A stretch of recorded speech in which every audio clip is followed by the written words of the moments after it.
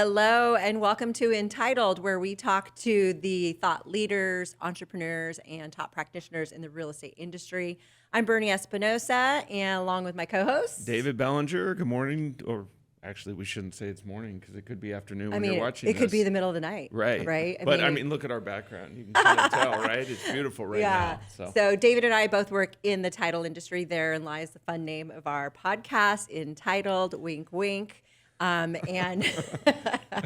and we absolutely love bringing rock stars onto the show to talk about what they have going on in the real estate industry.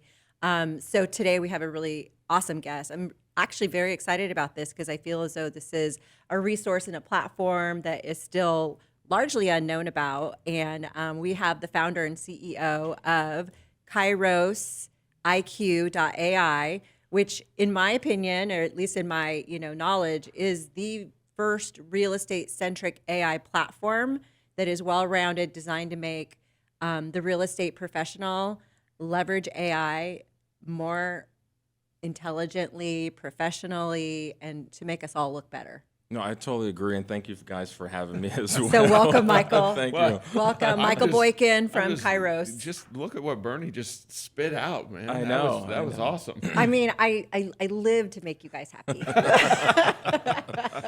Yeah, so I don't know if we can claim first, but I definitely feel that the way technology is exponentially growing faster than the public and consumers can to keep up, I am definitely probably at the forefront to developing a product that actually we can use and it will help us be more effective as real estate professionals and also consumers. Absolutely. Just trying to redefine what the consumer experience looks like as it comes to the buying and selling process. It is a stressful process. It's stressful for the agents.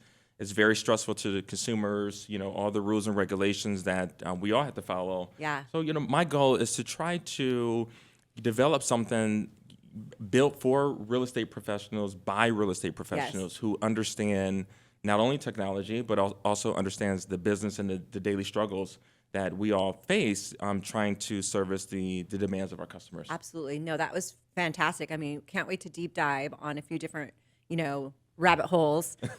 One of the things that was a big impression to me when you first showcased this was your passion was really about making the real estate community look better, which I love. So we'll go down that road. We'll go down the road of like what Kairos actually is. But before we get, too into all of the cool stuff you've done, let's talk a little bit about you. Sure. What do you want to know? Well, I mean, how did we get from wherever you want to start to this point? Sure.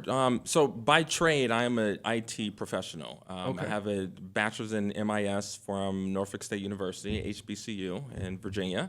And I have my first master's back in 2009, IT system design and programming. I spent a latter part, about 18 years or so in the IT software development industry. So he knows what he's doing, everyone. Just a little bit. That's it. So I decided to go back to school because AI has been such a big game changer, disruptor in the market that I wanted to learn more about artificial intelligence. So I went to the first graduate program in the U.S. at ASU for artificial intelligence and business, and I really wanted to learn more about this emerging technology. And while I was in class, because I am an IT person by trade, my passion is really in real estate. So I always struggled in my career trying to balance healthcare and real estate. I kind of did both full time for years up until recently. But I wanted to combine what I've learned in my background from software solutions, enterprise-grade solutions, and how do we blend artificial intelligence into our real estate workflows so that we are more efficient, that we become more effective. I always struggle as an associate broker. I struggle with communication, getting back to the clients in a timely manner. I met my daughter's softball. I may be coaching that night. I get a phone call. I'm tied up, right? Or if I'm on the West Valley and I've got to get back home to another part of town, or wherever the case may be, we all live this, right? But I think, consumers are looking for more of a instant 5-minute response. And sometimes, unfortunately, we just can't deliver. And so I wanted It's not to even figure out. unfortunate. It's just we're humans. We're human. It's life. It's life. We're having life while you're trying to get a hold of And me. if I can pinpoint the most of the time that I get a phone call is not during 8 to 5 business Right. hours, it's like 6:30 last Yeah. night at the dinner table. I get a past client to call me and say, hey, just want to touch base, but it's 7 o'clock. We're playing Uno. Right. We just finished dinner, right? So it's Well, very in all difficult. fairness to the client too, right? They've been at work all day too. That's Exactly. Right. That's Exactly. right. That's So- why they're finally calling you. That's when- why they're Right. finally Yeah. calling me. when we get in the business, I mean that's what we signed up for, right? That's what we signed up for. Absolutely. Yeah. Absolutely. So I Well- wanted to figure out how we can make our lives better. Yeah. Well, and I love this approach too. First of all, the things that you said you're passionate about, I love, and I also know you're pretty passionate about shopping because I've seen some of the things that. So just let me throw that in there. Yeah. So, and also I love though that your approach towards creating this was very holistic. You're one of the first real estate professionals that I talked to about AI, in which the conversation wasn't all about creating a cool post on the marketing side, right? We all have seen a lot of what AI can do for us on the marketing side, whether you're real estate or otherwise, but we are all in that real estate space. That's where we primarily see it.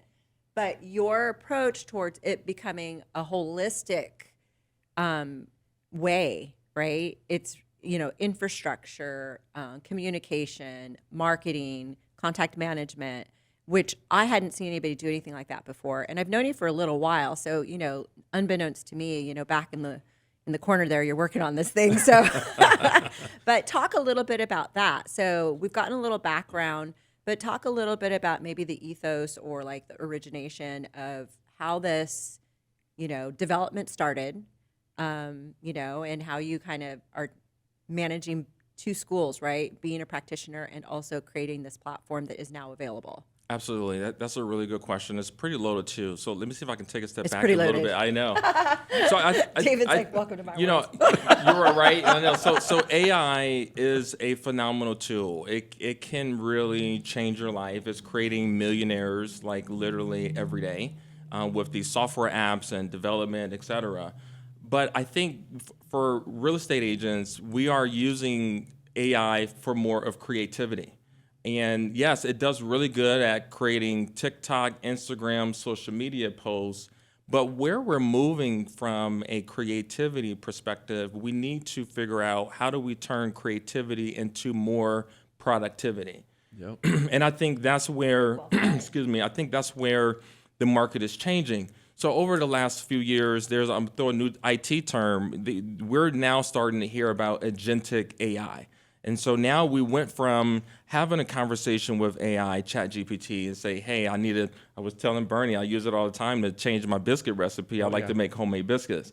And so I'm like, hey, I want to make this more Southern style, right? So I can, instead of going to recipe.com or another website, I'm asking ChatGPT, hey, let's tweak the recipe a little bit. Yeah. I think in our world, because things are changing, consumers' behavior are using ChatGPT more than they're using Google now.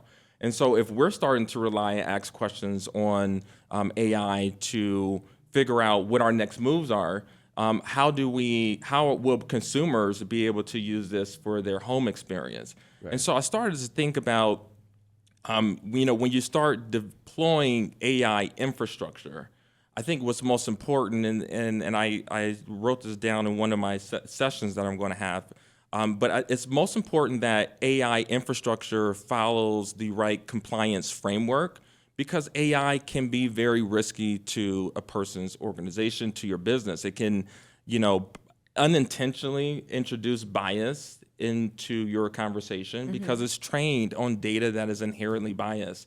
Or, you may accidentally steer a client to a property, and we're forbidden by fair housing of steering, right? Or looking at familial statuses as a fair housing violation. Right. So when we look at deploying software systems, it has to be built on AI ethical framework and explainability. And that's where I wanted to develop a solution that was not only providing the service and the value, but we needed more of an agentic AI workforce that is fully compliant with fair housing, fully compliant with brokerage policy, it's the better way to allow brokers and real estate agents to trust on information sources that's trained specific on their business. So I think, to your point, we hear a lot of these tools. We can see these tools, but the problem with using AI is that you have to have guardrails and protections in place.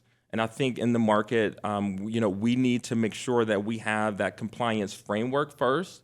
So our software is built on all these framework and compliance first. I won't touch anything unless we train our AI to not violate fair housing, to not unintentionally steer, or to recognize when the output of AI is quote unquote inherently biased. Right. That's amazing. So what are those usage samples for a user for you, right? So you're the broker, the brokerage uses Kairos, and I really think we should talk about where the name came from too. And then you are going to have agents that are using it. So in everything that you just described, what are some of the exercises, the resources, the tasks that an agent that has a membership to the Kairos through their broker? I'm assuming that's how it works. Correct. Yeah. Or solo agent as well. Or solo. Okay. So I kind of struggled when I was releasing the software, and the struggle was more on, hey, we built this amazing tool, but I didn't want people just to sign up and just use the product, right? I felt like there was like inherently some needed training to bridge the gap of like, okay, hey, this is something cool to use versus, hey, this is what I really understand on how to use it.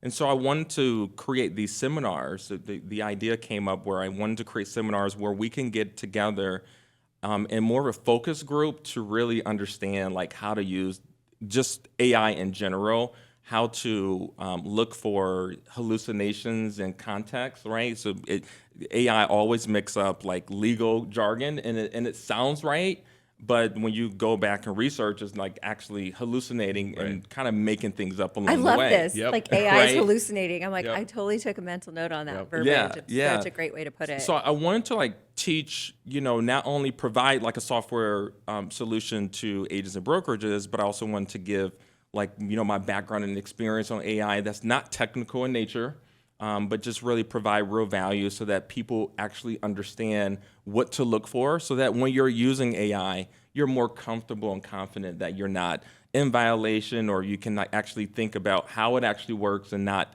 be fearful of it. Right. I love that. Well, and I think that's a key point too, though. Even with the AI that's available right now, how many people in our market right now are looking at, is this correct? Or this is what it is. This is what I'm going with. Or even more importantly, are there people that are actually having an awareness, like They're not questioning. they're not, or not even questioning That's it? scary. Yeah. Yeah. I mean, in our company at Lawyers Title and Grand Canyon Title, we have those safeguards Yeah. in place, but we're actually, we're slow to release to make sure we have all those Yeah. safeguards in place. I mean, and I we're- think it's all back to those guardrails, right? Right. Yeah. I think AI is moving so fast that even regulators are having a hard time catching up. Yeah. For sure. Okay, so we Well, see HUD guidance. Yeah. HUD came out with guidance on Yep. like, hey, if you're using AI in your You real have- estate business, you should probably have to disclose it. But I think in practice, we're not doing that Right. as a brokerage. I think I read an article. NAR legal counsel have made recommendations that brokerages should have like AI policies and what they can do and what they can't do. I think with that broker supervision, with agents already using ChatGPT and large language models to help with their clients, I think we are inherently becoming more riskier because we're not training the agents to say, hey, you can't really give an open source free account customers information, right? Yeah. Like that information Yeah. could possibly be used to train their data models. Right. And so I think, we can't be loosey-goosey in real estate. I think sometimes we're all independent contractors. We're trying to figure things out. But at the same time, if you don't understand the risk that you're putting maybe PII, personal identifiable information into a large language model, it can be very damaging. Right. DeepSeek had the biggest software breach, I think last year. I can't remember about when it was, but there are some things that you need to be cautious because if these AI companies have a data breach, now your conversation history can be made public. And so we've got to be very careful. How do we use AI? How do we de-identify? And it's really all about protecting the public. Yeah. Is what it's about. It's protecting the public's interest. It's protecting disclosures that we're using artificial intelligence, and explain like in which way are you using AI. I don't think it's safe at the moment to use ChatGPT with no guardrails out of the box with such a regulated space that we're in.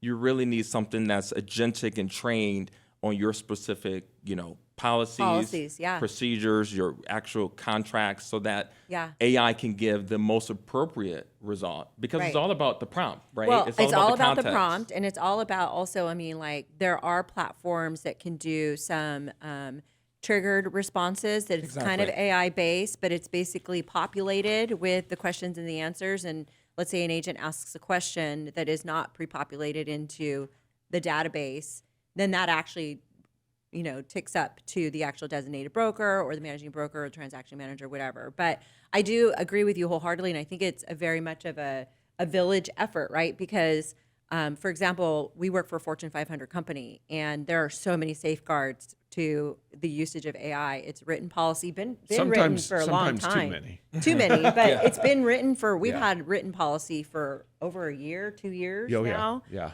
And with that, if you use any of our company equipment, you have there's resources that you can't get onto. The right? guardrails are there. The guardrails are there. right. But we're a Fortune 500 company. We report to Wall Street, right? Exactly. We're publicly traded. You've so there are got these corporate governance in place. yes, Well, but- yes, and probably more so for Wall Street than Yeah. anything. Well, but But I think that's what we would be fighting to Right. get it out quicker. What the consumer and most of the realtors out there, without the guardrails, they're trusting more because it's easy to get. right. So Well- am I trusting the response more just because I know it gives it to me in 2 seconds? Yes, Because if I have to go absolutely. back and reread it, dissect it, and make sure it's correct, why am I using it?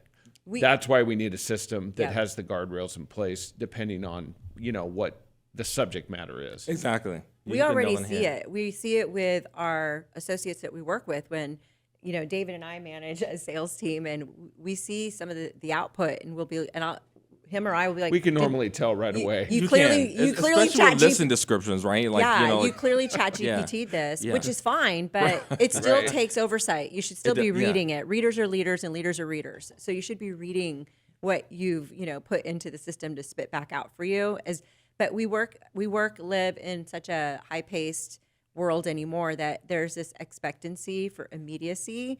And so I think what happens is everyone feels like, I don't have time to read this. I don't have time to go through this. I don't have la la la la la. And at the end of the day, like, just give it some oversight. Yeah. And so to your point, all the guardrails that need to be in place. And I think in an environment like real estate where people are independent contractors, and then the oversight of a brokerage that's actually having to be policed by, state and or federal legislature, right? So there's this kind of meeting of how do you come up with a solution that appeases both ends of that equation? That's exactly right. And when I started to think about, just everything that I do on a daily basis, right? Some things I inherently struggle with. I know I've been doing this for 14 years. I still struggle with doing price analysis. It takes me hours because I'm the type of person, I'm thorough. Yeah. And I can't just put a number out there. I've got to feel confident about the number. You're So analytic, too. I'm analytical. So I'm looking at the data. I'm looking at photos. So, just as an example, we train our own machine learning model with over 1.2 million closed transactions here in the Valley. And the model has really good accuracy based on mathematical computation. So it's looking at pure data. How big is the home? How big is the lot? Is there an HOA? How many bedrooms? How many garages are there on the property? And so it looks at these very complex. Okay, we need a whole 1 hour podcast to explain how this works. We don't have any visuals today. I know, so- right? I know. But the machine learning module, you plug in an address, and we've already trained it, and it's got really good accuracy. So it can give me like a good ballpark of like where statistically we think the model is going to, or where the pricing of the model is. I'll give you an example. I use this for a property out on the west side, far west side, and the West Valley extreme in Buckeye is going through some price adjustments, from the high of the market. And I was struggling to try to figure out, okay, you bought this house at X amount of dollars, but now it's worth 80 grand less, right? And so me trying to explain to the seller that your house is now worth 80 grand less, that's a strong weight on my plate to convey this information. But when I was able to plug it into my machine model, I got a good price that it was basically aligned with where professionally I was recommending to price the home. I think we were within maybe $3,000 or $4,000 difference.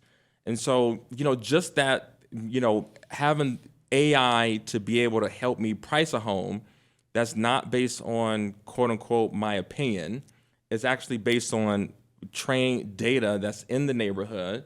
It looks at all the features of the property and it makes an assumption to say, hey, based on what you're telling me, this is where I think the home should be priced at. Now, I took this a little bit step further, not to give away the secret sauce, but I took this a step further and I looked at how appraisals evaluate properties. Because appraisals will categorize properties from C1 through C6. C1 would be, hey, this is a brand new home, and C6, this is a home that is a fixer-upper and needs a lot of work.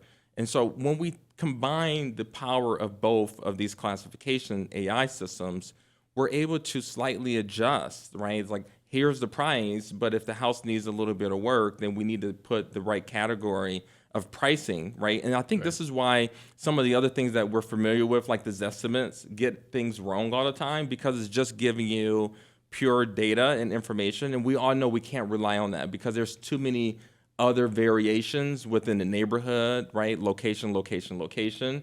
And so I took into these account of like, how can I, as a real estate IT AI machine learning specialist, how can I take what I know? You need to put that on your business card.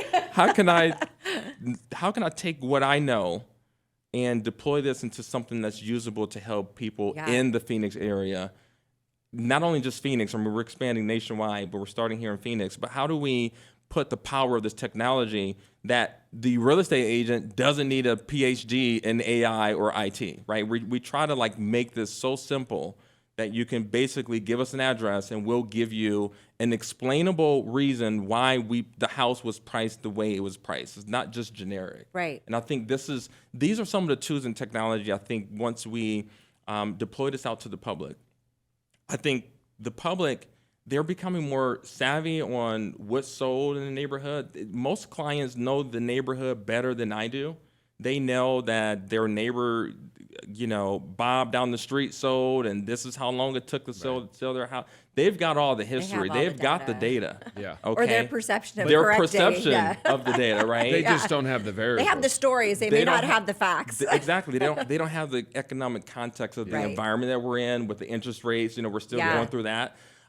So I think the moment we give the consumers more information to be empowered, but I think also where consumers are looking for that empowerment is where the agent community are going to be falling by on the wayside. Because again, I already use ChatGPT. I'm not using Google anymore. Yeah. Right. Does that make sense? Yeah. And consumers are using ChatGPT, and their ChatGPT is going to Zillow public website, right? And so it compounds another issue in the real estate community that we need to take control back of our business. Right. We need to take control back of our technology. But here's the problem I've learned.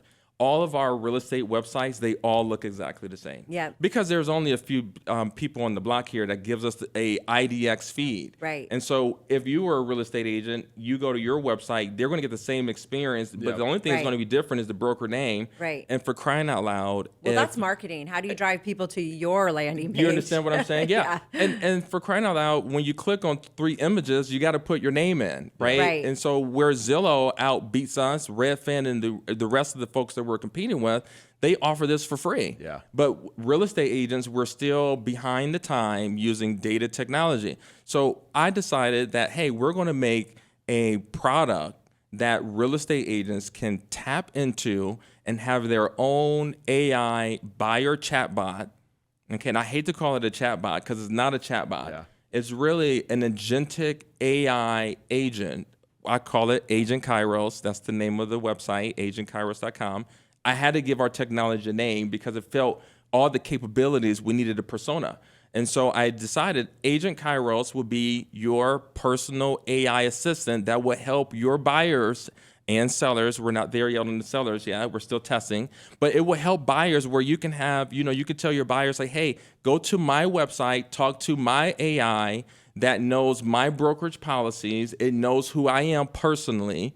So the consumers are going to have a better experience because they're able to have a natural conversation with AI that's linked to the MLS system. And yeah, MLS gave me approval to do this, by the way. They gave me a lot of heartache about it, so I had to do some explaining. That's a major accomplishment because our MLS in Arizona is not easy to get access to. Well, they have a lot of guardrails up. Yeah. Exactly. And they have to, Yeah. right? Because But that's massive to be able to say that you've been able to get that access. And it's a approval. great product because, again, when I'm busy, I can say, hey, just go to my website.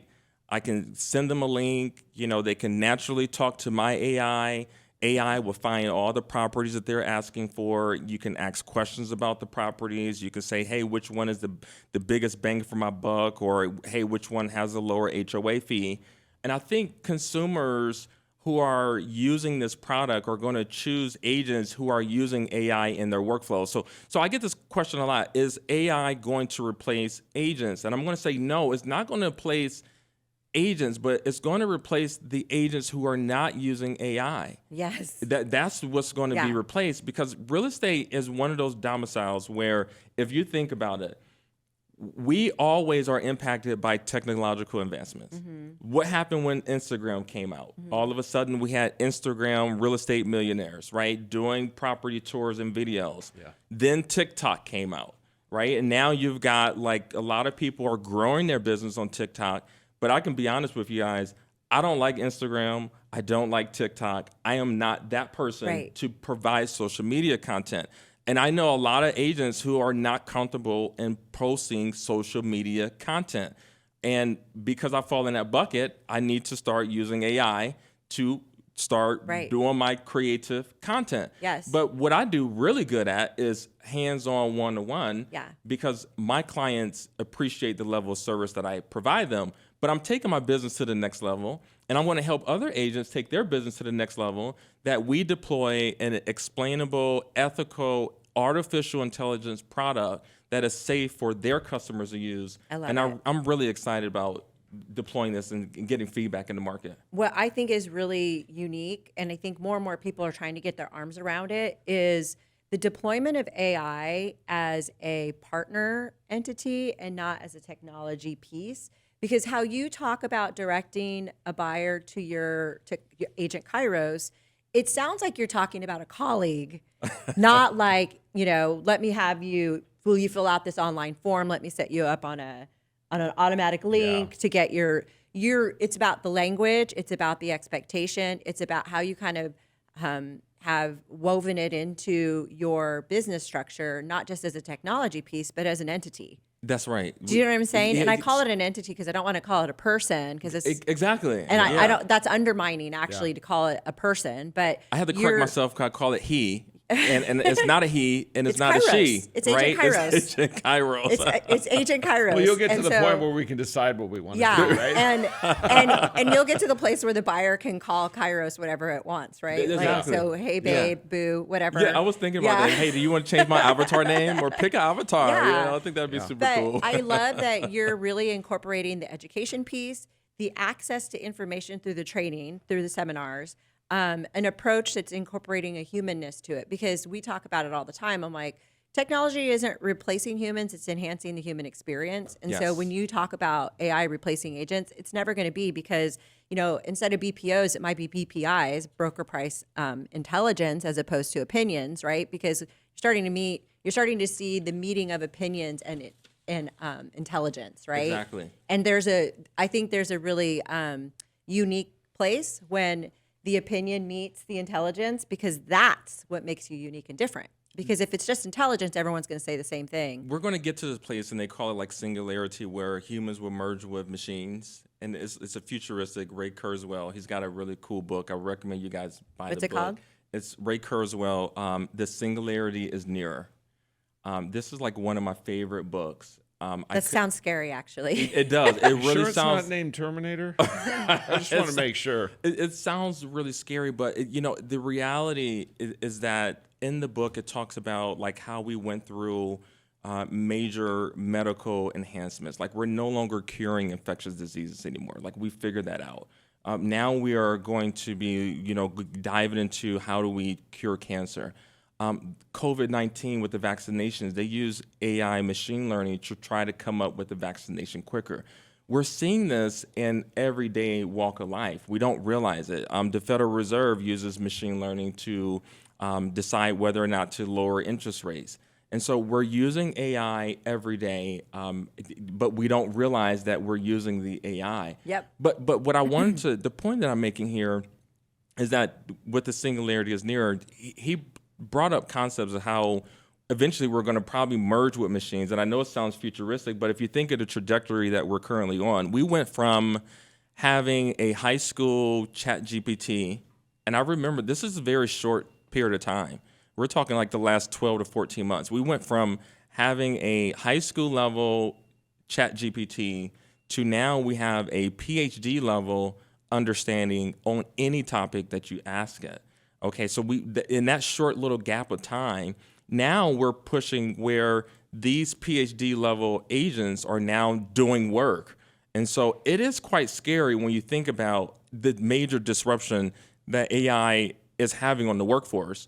Is because as the tools and the software becomes exponentially better, it is causing more disruption in across any job that's done on a computer will be automated basically with these agentic AI workflows. And so what I'm preaching is that we're not trying to replace the real estate agent, right? What we're trying to do is allow Agent Kairos to do things that you don't want to do today. And it's that follow-up, it's staying in contact with your customers.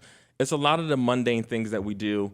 I personally love my clients, but when you got 1,000 people to contact, it's quite overwhelming when you're out in the business, focusing on your current customers. So we need a way that we can provide agentic AI so agents can scale their business. I love that. The word I wrote down, because you've said it multiple times, and that's what I think everybody needs to know, is help. You've used the word help a lot of time, not replace. Yeah. So even when you were talking about getting that property value in Buckeye, right? You even said it helps me get to where I'm at. Let me see if I'm on par with, the actual fact and data, and I am. So I think that's what everybody needs to understand. It's an enablement. None of this is an AI replacement. enablement. Exactly. It's giving you superpower. Because think like if you're a brand new agent, you just got your real estate license. I took CE course classes here last week, and I saw all the aspiring real estate agents. and I just really thought they're all smiling at that point, huh? Yeah, exactly. But they don't realize how difficult it is to be like boots on the ground. Right. What do you say in this situation? How do I give the client the right information? And that has just been learned for me from decades of experience being a real estate agent in the Phoenix market. I'm pretty confident on the areas. But if you're brand new and you don't have these tools and technology or the experience, you're lost. And so we really need to take advantage of AI so that AI can enable you. It can help you become the local expert, what to say. It's your own AI lead coach. And I'm telling you, if I had this Could you imagine? PhD level understanding like 10 years ago. Could you imagine? Do you understand what I'm saying? Because this is like the biggest thing has ever happened in human history. Yes. Is this the technology that and where we are right now. And it is scary because I don't know where the next 5 years are going to lead us, but it's just scary looking at the last 24 months and how quickly AI has grown and how it has already caused a major disruption? A few things. Number one, I think that a lot of people like to use the word disruption. You used it today. And I think disruption always to me connotates negativity. And I think what we're really talking about is evolution, because every single day things are changing. The things that we see is that it's exponentially faster and more furiously faster with less and less patience, right? And what we're wanting the best outcome to be is that you become more productive, more efficient, and you actually get to have the proverbial quest of balance, right? So that's a good thing. But like anything in the world, there are bad things that happen. And so I think this fear factor that comes from the machine learning is that, you can't control the machine, can you? Right? So I think that's where people come from. Maybe that's the title of your next book. I don't know. Can the machine be controlled? But I think that's a good one. I think ultimately, if you're worried about controlling the machine, think about what humans do on their own anyway. Exactly. That's true. The good and the bad, the right, Yeah. the wrong, right? Yeah. So all the things in between. I know we're getting close to wrapping things up, but I want to talk a little bit about where the name Kairos came from. Yes, I really was trying to figure out what to name this, and I went through an identity crisis for about a good 30 days trying to figure out I've been what in do an you identity call crisis this for like 54 product, years. right?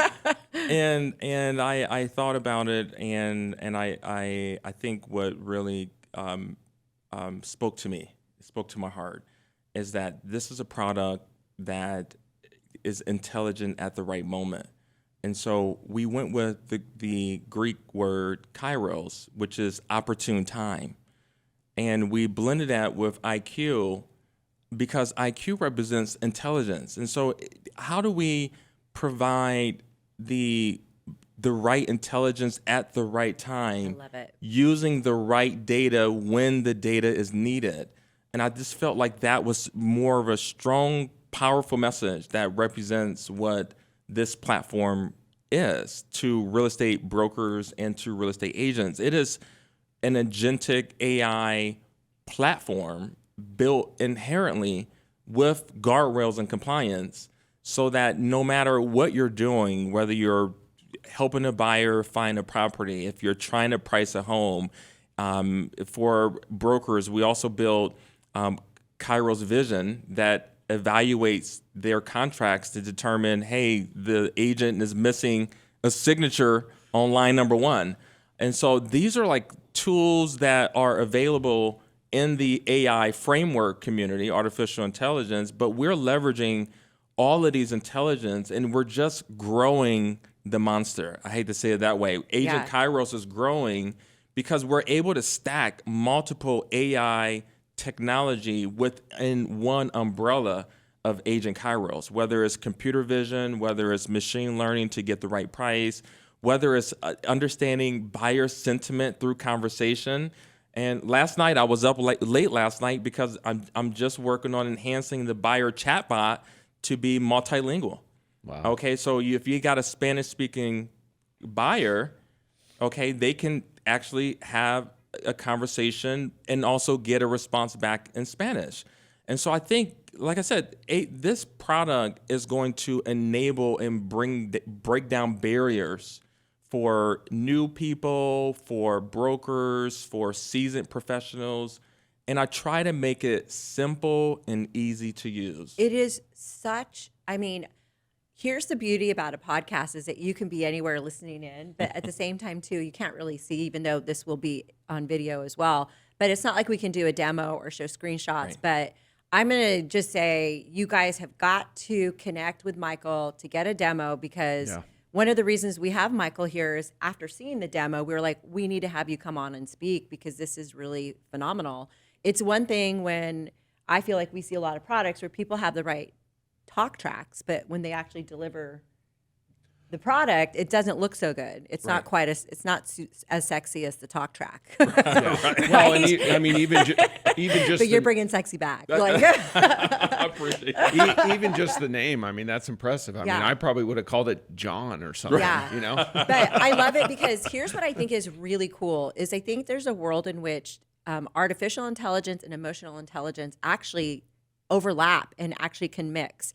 And if you read the definition of emotional intelligence, it talks about being in the right frame of mind in the right moment for the right opportunity. There's a great quote by is it Socrates or Aristotle, but he talks about it's one thing to be angry, but it's one thing to be angry at the right moment, the right time, for the right reasons, and to know why you are. And so to me, what you're talking about from a technology standpoint is really like a it's still based in emotional intelligence, but just making it technology. Does that make sense? It's so cool. You're so right, because what the product does is it uses sentiment analysis to track, and that's really a fancy word in tech talk of emotional intelligence. For emotional intelligence. Because we need to figure out, is the buyer upset because we didn't find the right property? Or, Agent Kairos evaluates your email and say, hey, Mike, you didn't pick up on the subtle sentiment. Yeah. That I think they're probably upset, right? Yeah. But we missed it, these triggers. But AI doesn't miss it. Because we're in our emotions when things are happening. Sometimes we can't see the client their lens. replied with the word K instead of spelling out okay. Exactly.